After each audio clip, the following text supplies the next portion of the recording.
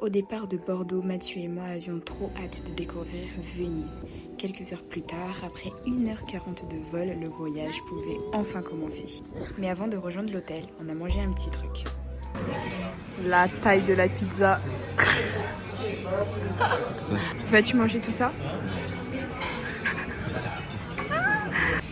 On est en train de faire les courses actuellement parce que l'hôtel, on peut avoir la chambre que à 15h et il est actuellement quelle heure? 14h15. Merci. Il est 14h15. Ouais. Du coup, on peut pas encore avoir la chambre. Donc on est en train de faire des courses. Et on a pris quoi. Du poulet, des pâtes, beaucoup de pâtes. Parce que finalement, on est au pays des pâtes. On a été upgradés les gars. C'est une bonne crème. Là, on a un énorme salon. La vue sur un big écran de devant. Et au fond, là-bas, c'est Venise. Regardez la taille de ce lit. Voilà. C'est immense, c'est énorme, c'est waouh. Waouh. Tada. Sur l'hôtel d'en face. Et on est vraiment au 8e étage, l'avant-dernier étage de l'hôtel, donc on est super haut. Voilà, c'est trop bien. C'est trop bien. Voilà. 2, 3. Comme on était logé à Mestre, on prenait le train pour Venise et dès la sortie de la gare, on découvrait l'église San Simone Piccolo avec son dôme vert comme une vraie carte postale de Venise. Et je vous laisse admirer ces images qui sont juste magnifiques.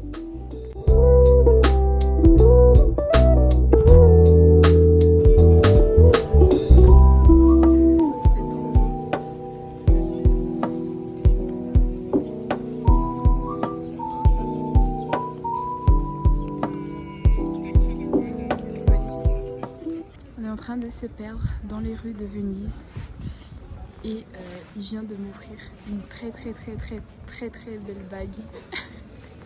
Demande de pré-mariage à Skip. En se baladant dans les rues, on est passé devant un petit magasin de masques vénitiens. À l'origine, il permettait aux Vénitiens de cacher leur identité, surtout pendant le carnaval pour cacher les différences sociales. Et aujourd'hui encore, il reste un symbole fort de Venise et de ses traditions.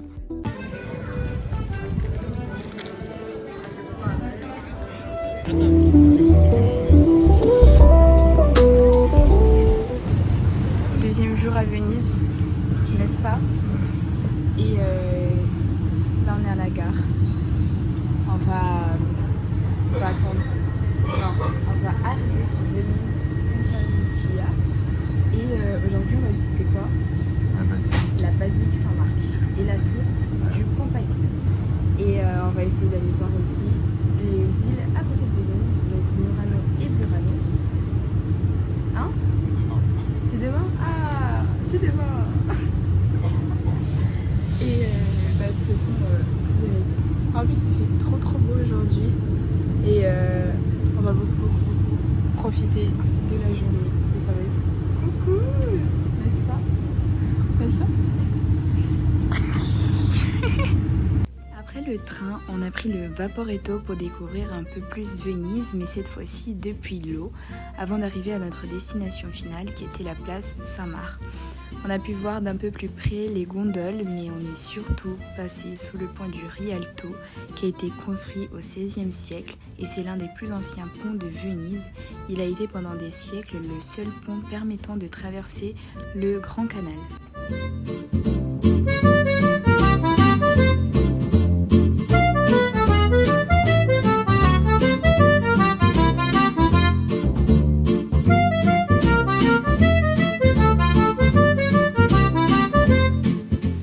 On est arrivé à la place Saint-Marc.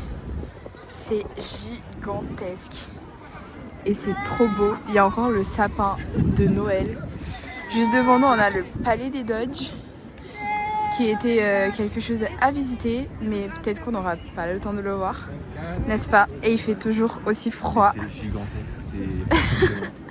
C'est impressionnant. Et tout à l'heure, on va monter tout en haut de cette tour. Du Campanile, voilà. Et c'est magnifique. Mais il fait super froid. N'est-ce pas, mon bébé? Ouais. Bon, allez. Il fait trop froid. La suite sur la place ou en haut du compagnie. On va voir tout en haut du compagnie. Qui va faire encore plus fort, Ouais. plus froid tout en haut. Mais c'est trop beau, c'est magnifique et c'est immense. Tout est très très grand. Je pensais pas que ça allait être aussi grand. Mais c'est trop beau. Et ici c'est la basilique Saint-Marc qu'on va également visiter tout à l'heure. Et voilà. Oh là là, mais regardez-moi ça. C'est immense. C'est blindé. Toutes les rues sont remplies de monde. On pensait pas qu'il allait y avoir autant de monde, vu que c'est pas en saison. Mais finalement, si, il y a beaucoup de monde. Partout, dans toutes les rues, il y a du monde. Alors qu'il fait actuellement 0 degré. Mais c'est pas grave, on va profiter. Regarde. Waouh. Là, c'est la devanture de la basilique. C'est très très beau. Et le reste de la place. C'est énorme.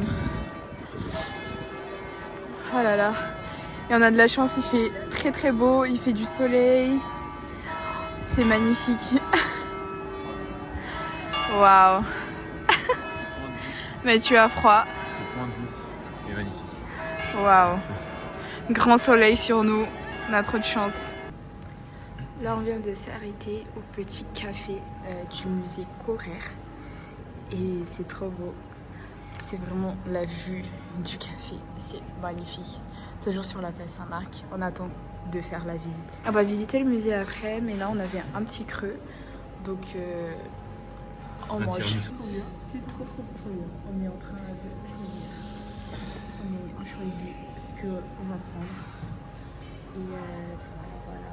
C'est trop bien. T'es content? Oui. Très content. C'est stylé, ouais, c'est bien. Tout est super beau, c'est super bien fait.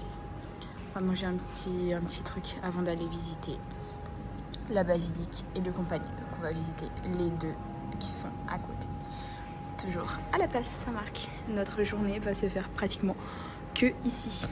Et voilà les petits cafés. On a pris un tiramisu parce que bon, on est en Italie, il faut bien goûter. Mathieu a pris... Il nous a mis 2 cuillères. Voilà. Mathieu a pris un petit cappuccino et moi un chocolat chaud pour me réchauffer un petit peu parce qu'il fait beaucoup trop froid. Avec bien évidemment cette vue qui est magnifique. C'est magnifique.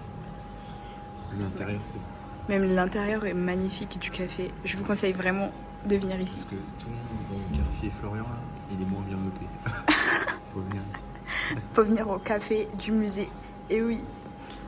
Voilà. C'est trop beau. Allez, bonne hop!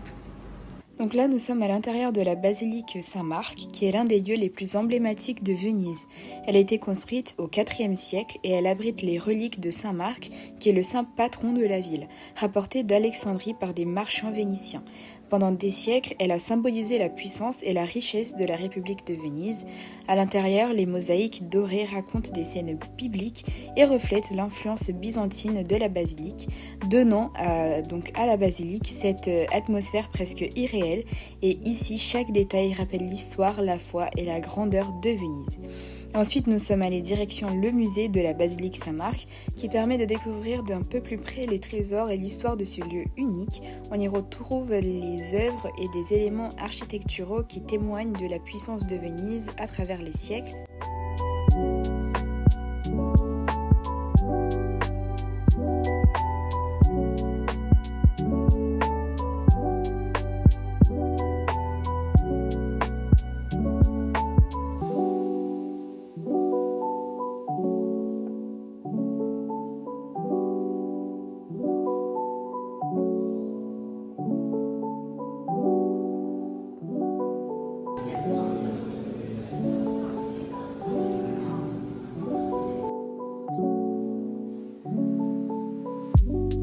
On y retrouve notamment les célèbres chevaux de Saint-Marc, qui sont des statues antiques rapportées de Constantinople, symbole de victoire et de prestige de Venise.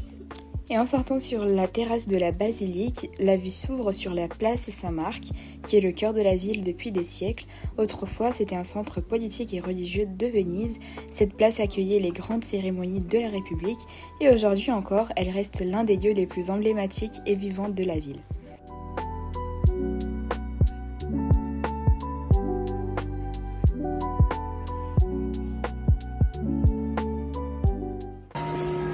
Littéralement sur les toits de la cathédrale. Et...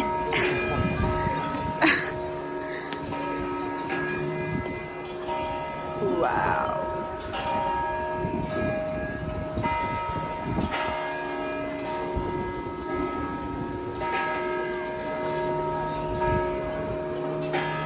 Donc après avoir exploré la basilique, on est monté sur le campanile qui était la grande tour qu'on voyait depuis la basilique pour découvrir Venise vue du ciel et depuis là-haut toute la ville s'étendait sous nos yeux avec les petites îles juste devant la place Saint-Marc.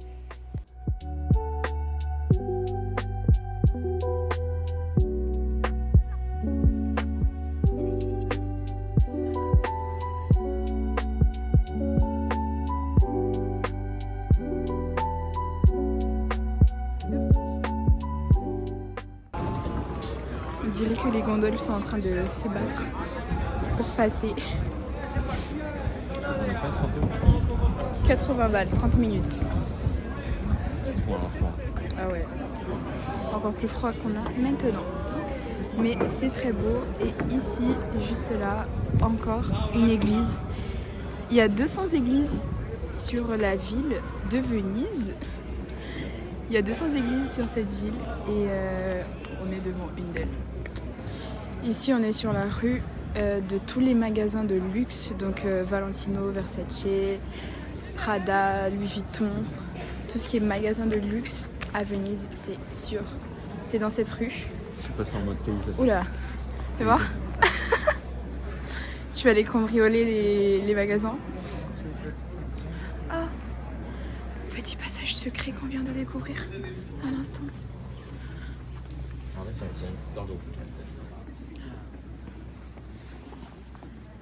On est rentré dans l'église Sainte-Mosée qu'on voyait de dehors, un lieu plus discret mais chargé d'histoire. Son décor baroque rappelle l'importance de la foi et de l'art dans la Venise d'autrefois. Elle est dédiée au prophète Moïse et a été construite au XVIIe siècle avec des sculptures impressionnantes qui racontent l'histoire religieuse et artistique de la ville.